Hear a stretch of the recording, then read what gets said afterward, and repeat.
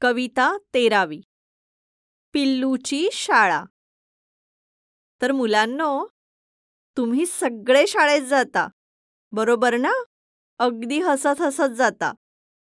पण एका चिवचं पिल्लू शाळेत गेलंय. आणि बघूया बरं, ते शाळेत जाऊन काय काय करताय ते.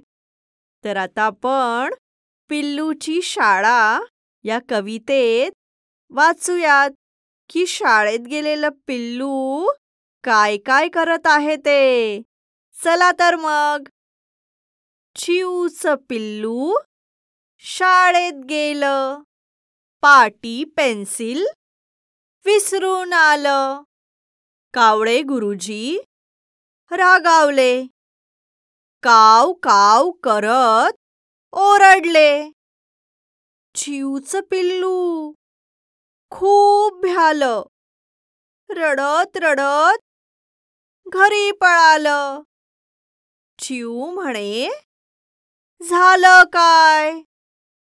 देते बाळाला दुधाची साय. दुधाच्या नावानं आलं खुशीत. हळूच शिरलं आईच्या कुशीत. पुढील चित्रे पहा व ओळखा. पाटी पेन्सिल, स्लेट अँड पेन्सिल.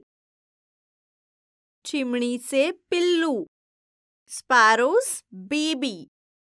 शाळा, स्कूल. गुरुजी, टीचर. दूध, मिल्क. कावळा, क्रो.